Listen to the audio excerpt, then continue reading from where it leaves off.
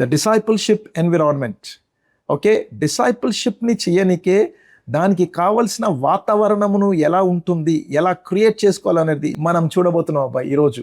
Alright, the discipleship environment అంటే వాతావరణం, ఆ డిసైపుల్షిప్ యొక్క పరిసరాలు, ప్రదేశం ఎలా ఉంటుంది, ఆ వాతావరణం ఎలా ఉంటుంది అనే దాని గురించి మనం నేర్చుకుంటున్నాం అబ్బాయి.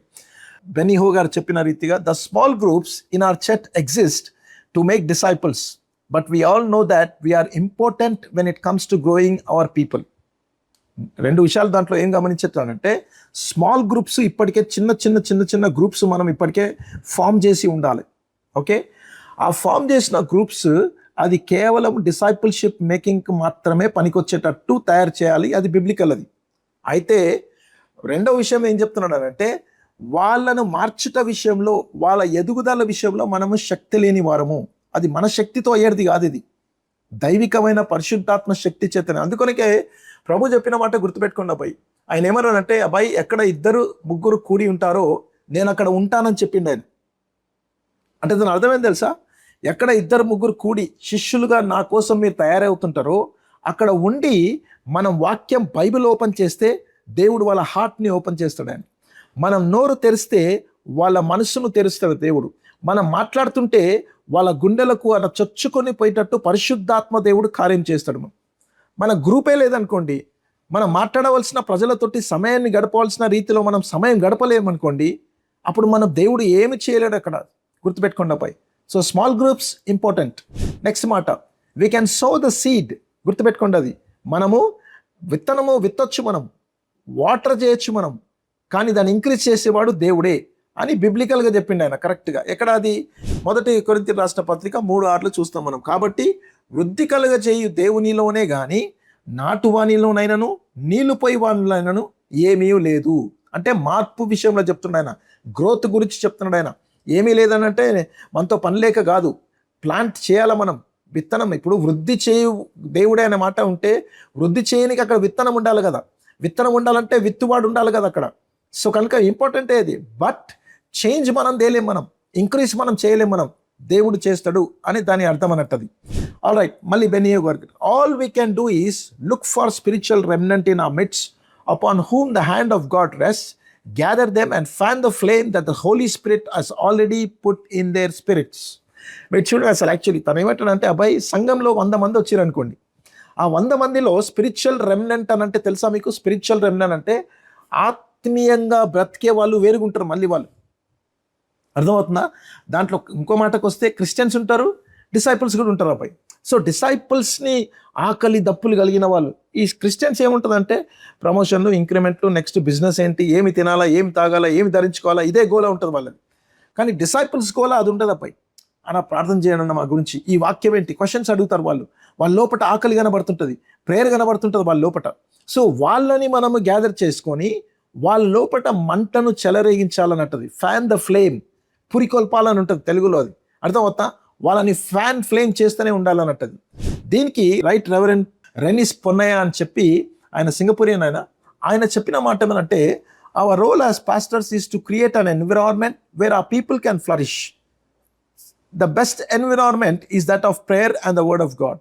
యాక్చువల్లీ ఆ వాతావరణాన్ని కాపరిగా మనము క్రియేట్ చేయాలి, దాన్ని కాపరిగా మనము దాన్ని ఫామ్ చేయాలి అసలు. యాక్చువల్లీ ఇప్పుడు చూడండి, ఎవరైనా గెస్ట్ వచ్చింది అనుకోండి, గెస్ట్ వచ్చినప్పుడు వెంటనే ఆ వాతావరణాన్ని చేంజ్ చేస్తాం మనం.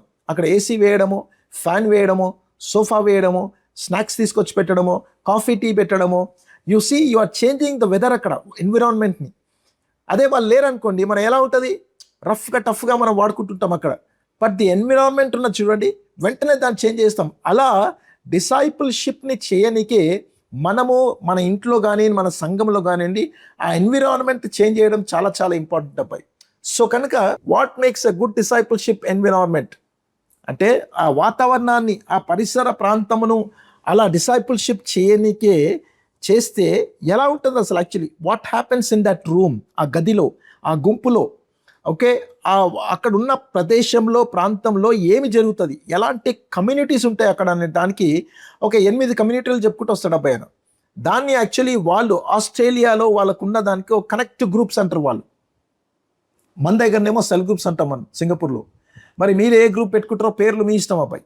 ఇవి 3 మాత్రం చాలా ఫేమస్ అన్నట్టు. దాన్ని కనెక్ట్ గ్రూప్స్ అంటారు, అంటే people connect their cell groups అంటాం మనము, లేకపోతే స్మాల్ గ్రూప్స్ అంటాం మనం. ఓకే, ఇందులో ఉన్న వారిని గురించి తను చెప్పుకుంటూ వచ్చినవి కొన్ని విషయాలు మనం గమనిస్తున్నాం అబ్బాయి. ఓకే, దాంట్లో మొట్టమొదటి గుర్తుపెట్టుకోండి, it's a community of friends. అంటే ఫ్రెండ్లీగా ఉండే వాతావరణాన్ని మనం అక్కడ క్రియేట్ చేసుకుంటూ ముందుకు వెళ్ళాలి అసలు యాక్చువల్లీ అక్కడ. ఓకే, ఫ్రెండ్లీగా ఉంటుంది అన్నట్టు. అది ఎలా మీరు గమనించండి, మాథ్యూ 18:20 అంటాడు అక్కడ, ఎలా అనగా 2-3 నా నామంలో ఎక్కడ కూడి ఉందరో అక్కడ నేను వారి మధ్య ఉందునని చెప్పాను అనే మాట ఉంది. ఇందాక మీకు ఎక్స్ప్లెయిన్ చేసిన నేను why Jesus is there with us. ఎందుకనంటే ఎనిమీస్గా ఉన్న మనల్ని ఫ్రెండ్స్గా చేసే వాతావరణాన్ని మనం అక్కడ పెడితే యేసు ప్రభు వచ్చి వాళ్ళని ఎంత ప్రేమిస్తున్నాడో, వాళ్ళు ఎంత ఫ్రెండ్సో, మీరు నా స్నేహితులు అని చెప్పే మాట వాళ్ళ నాటే విషయంలో అదిగో దేవుడు చేయాల్సిన కార్యములు అక్కడ జరిగిస్తాడు అబ్బాయి. ఇప్పుడు చూడండి, నెక్స్ట్ విషయం గమనిస్తే ఇట్స్ ఎ హోలిస్టిక్ కమ్యూనిటీ అంటారు దాన్ని. ఓకే, హోలిస్టిక్ కమ్యూనిటీ అని అంటే మీరు చూడండి, అంటే కేవలము ఆత్మీయమైనదే కాదు, భౌతికమైనది కూడా నువ్వు అసలు యాక్చువల్లీ వాళ్ళ దాంట్లో మనం కూర్చున్నప్పుడు they don't just study the word together but they enjoy doing other things కమ్యూనలీ. కేవలం వాక్యం చదవడమే కాదు, eating, working, serving and even holidays కూడా కలిసి చేస్తారు. కాన్సెప్ట్ ఏమనంటే, లేకపోతే ఓవరాల్గా మన గమనిక ఏమనంటే వాళ్ళని ఏదో ఒక రకంగా శిష్యులను చేస్తూ ఉండాలి అని అర్థం. అది రోమాపత్రిక 12వ అధ్యాయం 13వ వచనం ఉంటుంది చూడండి, పరిశుద్ధుల అవసరములలో పాలు పొందొచ్చు అనే మాట ఉంది. పరిశుద్ధుల అవసరములు అంటే ఏంటండి? అది అఫ్కోర్స్ వెంటనే మాట్లాడుకుంటే ఏమైనా అవసరత ఉండదు, భౌతికమైన అవసరత ఉండొచ్చు, లేకపోతే ప్రేయర్ రిక్వెస్ట్ ఉండొచ్చు, లేకపోతే దాహం ఉండొచ్చు దేని గురించి, వాక్యం గురించి, లేకపోతే అసలు ప్రభులో ఉండాలి, నిలబడాలి అనే అవసరము వారి లోపల ఉండొచ్చు. కాబట్టి పరిశుద్ధుల ఆవరణంలో పాలు పొందాలంట మనం.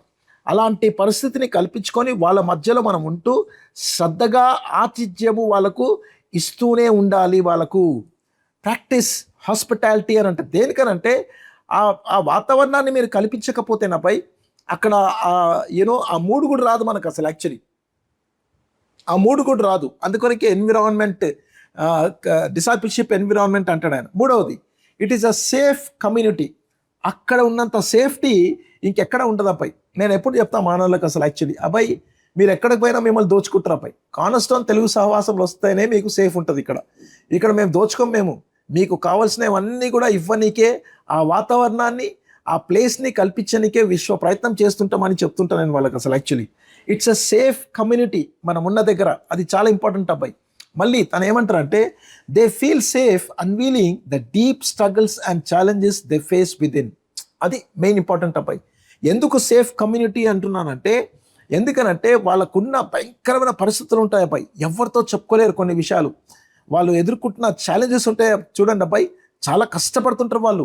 ఎవరితోనో చెప్పుకుంటే ఏమనుకుంటారో వాళ్ళు, ఎవరికైనా చెప్తే అసలు యాక్చువల్లీ వీళ్ళు వెళ్ళి ఇంకోళ్ళతో చెప్తారేమో అసలు యాక్చువల్లీ, ఎవరికైనా చెప్తే వాళ్ళ ద్వారా మనకు నష్టం కలుగుతుందా, లాభం కలుగుతుందా. సో అలాంటి సందిగ్ధంలో చాలామంది ఉంటారు అబ్బాయి. కాబట్టి దే ఫీల్ సేఫ్ ఎప్పుడైతే మన దగ్గరకు వస్తారు చూడండి అబ్బాయి. అందుకొరకే అనుకున్నాం it is a safe community అని చెప్పి. మన దగ్గరకు వచ్చినప్పుడు అలా ఉండదు వాళ్ళ పరిస్థితి అబ్బాయి. అరే అక్కడికి వెళ్తే చాలు, మా పాస్టర్ గారు ఉంటారండి, మా సహవాసం ఉంటుందండి, అసలు యాక్చువల్లీ ఎంత బలమో, ఎంత ధైర్యమో, ఎంత కాన్ఫిడెన్షియల్గా ఉంటుందో అని చెప్పి. గలేషియన్స్ 60 ఉంటుంది అబ్బాయి, ఒకని భారములను కూడా భరించి ఈలాగు క్రీస్తు నియమమును పూర్తిగా నెరవేర్చుడి అనే మాట ఉంది. ఒకని భారములు ఒకడు భరించి అనే మాట ఉన్న చూడండి అబ్బాయి. అంటే తట్టుకొని, తాలుకొని, లేకపోతే ఆ సహనంను చూపించే విధంను చూడండి, తర్వాత కాన్ఫిడెన్షియాలిటీ మెయింటైన్ చేసే విధంను చూడండి. అది అద్భుతం ప్రియులారా, అదే దేవుడు అక్కడ కోరుకుంటాడు. అందుకొరకే నేనేమంటానంటే మన ప్రాంతాలు, మన గృహాలపై అర్థమవుతా పాస్టర్స్గా గుర్తుపెట్టుకోండి, స్ట్రిక్ట్లీ కాన్ఫిడెన్షియల్ ఉండాలి అసలు ప్రతి విషయంలో. మనం చాలా ఇంపార్టెంట్ అది కాన్ఫిడెన్షియల్ మెన్షన్ చేయడం.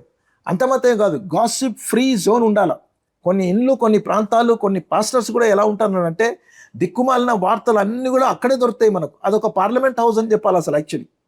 కొంతమంది ఇండ్లు అట్లే ఉంటుంది అబ్బాయి, ఎక్కడ లేని ఇన్ఫర్మేషన్ మనకు అక్కడే దొరుకుతుంది, ఇంకెక్కడ దొరకదు. అందుకోనికి తెలుసా, కొంతమందితో మాట్లాడాలంటే కొన్నిసార్లు అసలు ఏమి బోరింగ్ ఉంటే ఛానల్ చేంజ్ చేయాలనుకుంటే ఆ వ్యక్తికి ఫోన్ చేయి, ఉన్నలేని కబుర్లన్నీ వస్తుంటాయి మన దగ్గరికి. అర్థమవుతున్నా, అసలు చెవులు దురద పుట్టి మనకు దిమాగ్ ఖరాబ్ అయిపోవాలంటారు చూడండి తెలంగాణలో. అలాంటి పరిస్థితి ఉంటుంది అబ్బాయి అసలు యాక్చువల్లీ. నాకు అనిపిస్తుంది ఇంత టైం ఎక్కడుందండి వీళ్ళకు ఇవన్నీ మాట్లాడుకోనికే. ఎందుకు వస్తాయి అసలు యాక్చువల్లీ, ఆ ప్లేస్కి ఎందుకు వచ్చింది? అది ఒక డస్ట్బిన్ అన్నట్టు. అది నేను ఎప్పుడైనా ఏమనుకుంటా తెలుసా, నాకు ఎటువంటి కబురు పనికిమాలిన కబురు ఎవరైనా చెప్తున్నారంటే ఆయన దృష్టిలో నేను డస్ట్బిన్ అని అర్థం. అది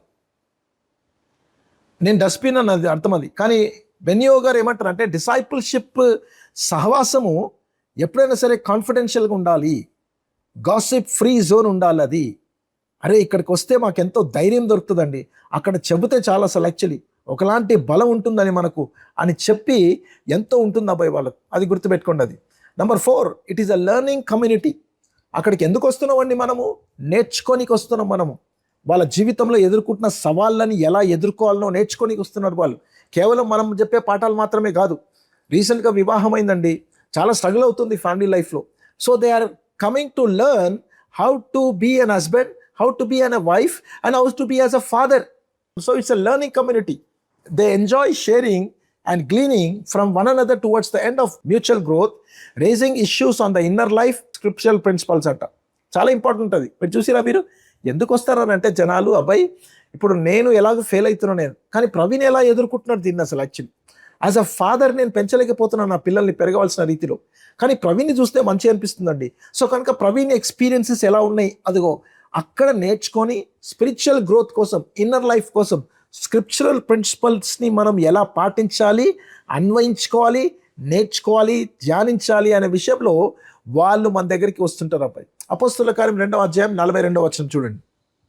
వీరు అనగా ఎవరండి? వీళ్ళు శిష్యుల గుంపు. ఎవరండి వీళ్ళు? ఇంకోటి సంగతి తెలుసా? వీరు ఎవరనంటే అప్పటికే పరిశుద్ధాత్మ చేత నింపబడిన వాళ్ళు, బగ బగ బగ బగ మండుతున్న వాళ్ళు అసలు యాక్చువల్లీ వాళ్ళు. అర్థమవుతుందా? వీరు అపొస్తలుల బోధ యందును, సహవాసమందును, రొట్టె విరుచుట యందును, ప్రార్థన చేయుటయందును ఎడతెగక ఉన్నారంట. వాళ్ళు చిన్న గుంపులు, ఇదంతా కూడా పెద్ద గుంపుగా కలిస్తే కాల్చి పడేస్తారు వాళ్ళు అసలు యాక్చువల్లీ. వాళ్ళు కూడా చెప్పేస్తారు అప్పటికేనాపై అత్సాక్షులు ఇంకా అంతగా స్టార్ట్ కాలేదు అప్పటికే ఇంకా. సో కనుక అప్పటికి వీళ్ళు బిక్కునే ఉన్నారు వాళ్ళు. కానీ గుర్తుపెట్టుకోండి అబ్బాయి, ఇంటింట కలుసుకొని అపోస్తలుల బోధ అంటే వాక్యం అనుకుందాం మనం.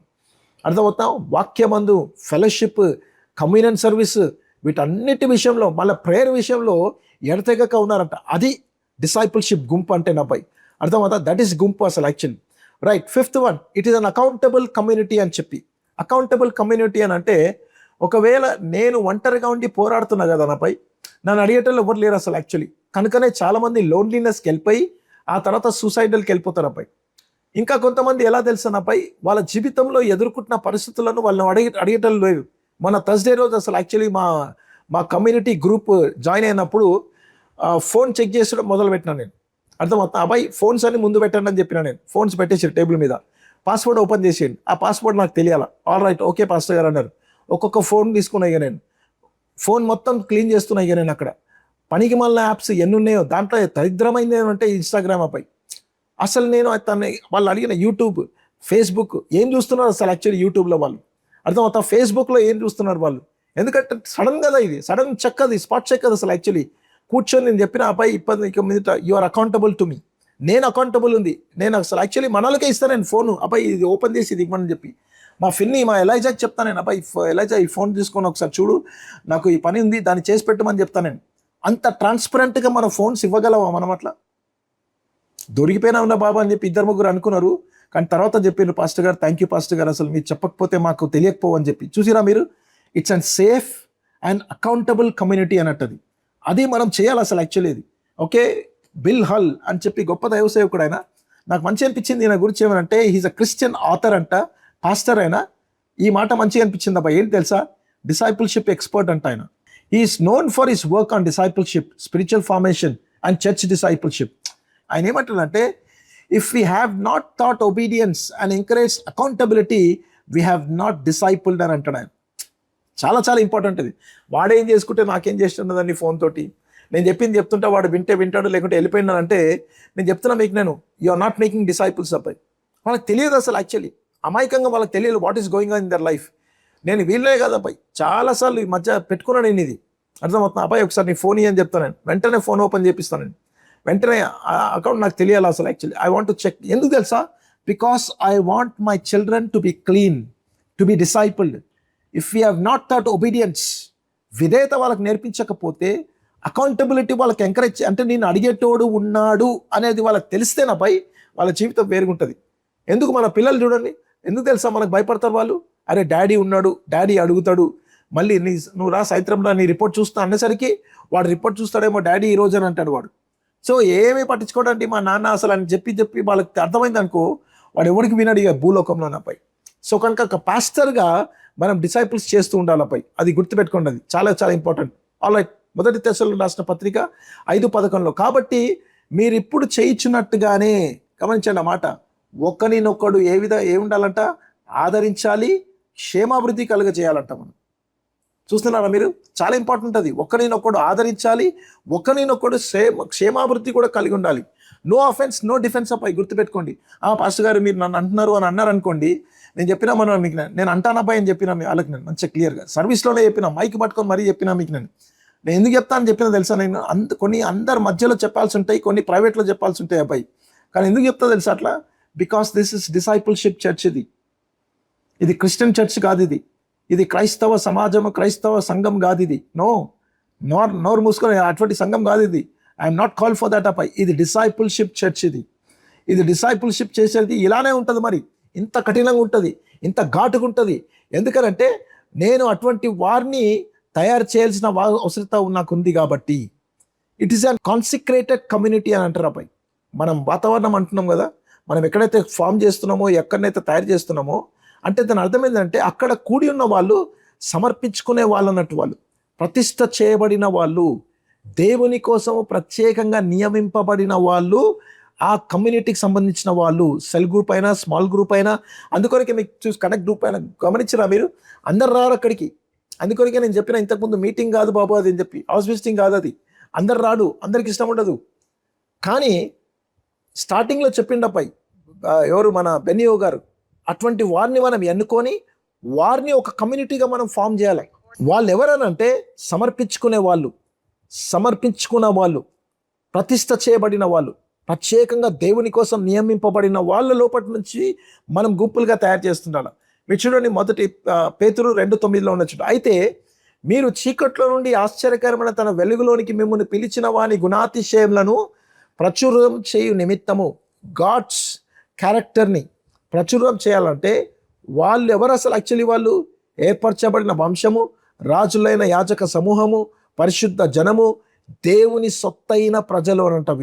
వాళ్ళు ఎక్కడున్నాలో వారిని పట్టుకోవాలపై. ఈ చేపలు రొట్టెలు తినటోళ్ళు కాదు. నేను చాలా హంబుల్గా చెప్తున్నాను అపై, nobody will talk to me like this in my church అపై. ఎట్టి పరిస్థితుల్లో చెప్పారు అసలు. యాక్చువల్లీ భయపడతారు అటువంటి మాటలు మాట్లాడడానికి నాపై నా దగ్గర. కానీ చాలా ఫ్రీగా ఉంటాను నేను, చాలా సరదాగా ఉంటాను నేను, చాలా బాగుంటా వాళ్ళతో. నేను వాక్యం మాత్రమే మాకు ఫోకస్ అబ్బాయి. వాళ్ళ వ్యక్తిగత జీవితం ఎంత క్లీన్గా ఉంటుంది, వాళ్ళ నలుసును వాళ్ళు ఎంత తీసేసుకుంటున్నారో ప్రభు అందుకని చెప్పిండు అబ్బాయి ఎదుటి వారి నలుసు నీకు చాలా బాగా కనబడుతుంది, కానీ నీ నలుసు సంగతి ఏంటి అన్నాడు ఆయన. ఎంత క్లీన్ చేసుకుంటున్నారో, ఎంత దేవుని కోసం బ్రతుకుతున్నారో అనేదే నాకు కావాల్సింది అబ్బాయి. అందుకొరికి ఫస్ట్ పీటర్ ఇది చాలా బాగా కనబడుతుంది అసలు. యాక్చువల్లీ తర్వాత ఏమంటాడనంటే, the commitment to journey with one another towards a consequential life begins with a holy obedience to God is and who God is and what God says. అసలు దేవుడు ఏమై ఉన్నాడో, దేవుడు మనకు ఏమి చెప్తున్నాడో అనే విషయమును గురించి ఈ గుంపుకు మనము విధేయత నేర్పిస్తాం చూడండి అబ్బాయి. అర్థమవుతా? ఆ కమిట్మెంట్ నేర్పిస్తాం చూడండి, అదే దేవుడు కావాల్సింది అబ్బాయి. అర్థమవుతున్నా? So 7th one, okay, it is an missional community. అంటే దాని అర్థమైంది తెలుసా?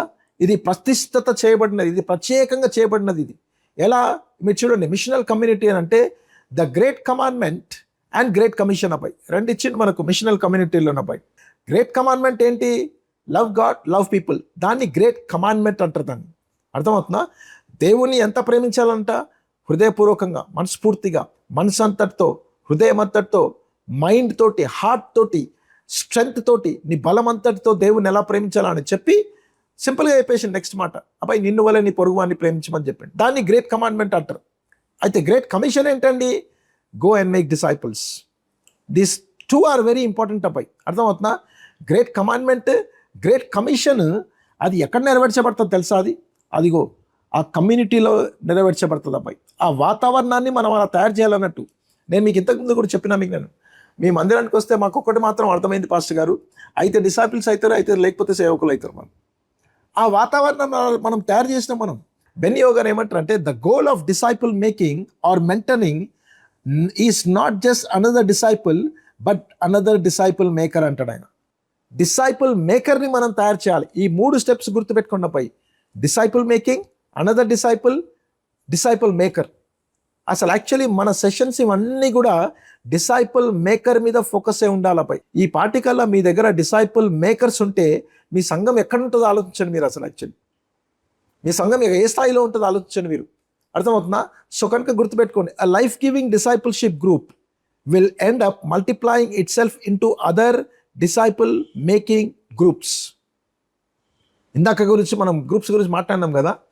సో ఆ గ్రూప్ని మనం ఏం చేయాలి తెలుసా? ఇప్పుడు డిసైపుల్షిప్ గ్రూప్స్గా మేము చేయాలి. వాళ్ళు డిసైపుల్స్ కోసం తయారవుతున్న వాళ్ళని, నీతి కోసం ఆకలి దప్పులుగా ఉన్న వాళ్ళని, దేవుడు అంటే తృష్ణ, తపన, బైబిల్ స్టడీ, ప్రార్థన, స్థుతులు, ఎక్కడ పడితే అక్కడ నీతో రావడము, ఇవన్నీ కూడా ఒక గుంపుని మనం ఫామ్ చేస్తున్నాం మనం కదా.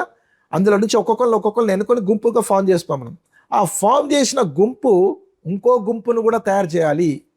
అలా గుంపులుగా ఉంటే సత్యబాబు ఇక మీరు ఆలోచించండి అబ్బాయి, కార్నర్స్టోన్ తెలుగు సహవాసం పైన ఇంతగా వెచ్చించిన, ఇంతగా క్వాలిటీ టీచింగ్ ఇస్తున్నందుకు దేవుడు ఎంతో మహిమను పొందుతాడు. ఎందుకు తెలుసా? దానికి తగిన పని కూడా మనకు జరుగుతుంది కాబట్టి అబ్బాయి. అర్థమైందా? దానికి తగిన పని కూడా మనకు జరుగుతుంది కాబట్టి. ఎలా రండి ఇది చూడండి. ఇప్పుడు మనం 242లో మనం చూసినాం మనం. ఓకే, రొట్టె విడిచిట ఎందును, సహవాస భోజనం ఎందును, అపోస్తుల బోధ ఎందును, ప్రార్థన ఎందును ఎడతెగక ఉన్నారు కదా వాళ్ళు. ఇప్పుడు చూడండి అబ్బాయి, అక్కడ వాళ్ళు ఎలా అయిపోయారు. యాక్ట్స్ 2:47లో ఈ మాట ఉంటుంది. ఆనందంతోనూ నిష్కపటమైన హృదయముతోనూ ఆహారము పుచ్చుకొనుచుండిరి, మరియు ప్రభువు రక్షణ పొందుచున్న వారిని అనుదినము వారితో చేర్చుచుండెను అనే మాట ఉన్నది చూడండి అబ్బాయి. వారితో ఎవరి వీళ్ళు? శిష్యులు. చేపల రొట్టెలు తినేటోళ్ళు కాదు వీళ్ళు. వాళ్ళు సిలువైన పారిపోయారు. వాళ్ళు ఇంకా కన్ఫ్యూజన్లో ఉన్నారు. అక్కడికి వెళ్తే ఆ వాతావరణంలోకి వెళ్తే నా భయం మనం. కానీ ఎవరైతే దేవుని కోసం మేడగది నుంచి బయటకు వచ్చిన వాళ్ళు ఉన్నారు చూడండి, మళ్ళీ పేతురు ప్రసంగించినప్పుడు రక్షింపబడాల్సిన వారు ఉన్నారు చూడండి, వాళ్ళందరూ ఏమవుతారో తెలుసా నాపై? గుంపులుగా చెదిరిపోతున్నప్పుడు ప్రభువు రక్షణ పొందుచున్న వారిని అనుదినము వారితో చేర్చుచుండేను. ఎవరితోటి? శిష్యుల గుంపులోకి చేర్చుతుండే వీళ్ళని. That is disciple making church అబ్బాయి. సో కనుక గుర్తుపెట్టుకోండి అబ్బాయి, మనకి పేరు ఉండాలి అసలు యాక్చువల్లీ. కార్నర్స్టోన్ తెలుగు సహవాసం, లేకపోతే కార్నర్స్టోన్ అని అంటే డిసైపుల్ మేకింగ్ చర్చ్ అని అన్నప్పుడు దానికి తగినట్టుగానే డిసైపుల్స్ని దేవుడు మీకు పంపిస్తాడు అబ్బాయి. డిసైపుల్స్కి తగినట్టుగా మన చర్చ్ని మనం నడిపిస్తుంటే ప్రభువు రక్షణ పొందిన వారిని పొందుటకును, పొందిన వారిని అనేకులను తీసుకొచ్చి మన డిసైపుల్షిప్ గుంపులో చేరుస్తుంటాడు అబ్బాయి. వై? బిబ్లికల్గా ఈ సంఘము డిసైపుల్షిప్ ఫోకస్ చేయబడుతుంది కాబట్టి, that is a heart of Jesus. కాబట్టి ఎక్కడ 2-3 కూడి నా నామమును స్మరిస్తారు అంటే, ఎక్కడ 2-3 కూడి ఉంటారో, ఆ డిసైపుల్షిప్ వాతావరణంలో ఉంటారో వారిని తీసుకొచ్చి దేవుడు అదిగో చేరుస్తూ ఉంటాడంటాను అబ్బాయి. అది డిసైపుల్షిప్ మూమెంట్ అంటే అబ్బాయి. అది డిసైపుల్షిప్ చర్చ్గా మనము తయారు చేస్తూ ఉండాలి. అది మనం నేర్చుకున్నాం అబ్బాయి ఈరోజు.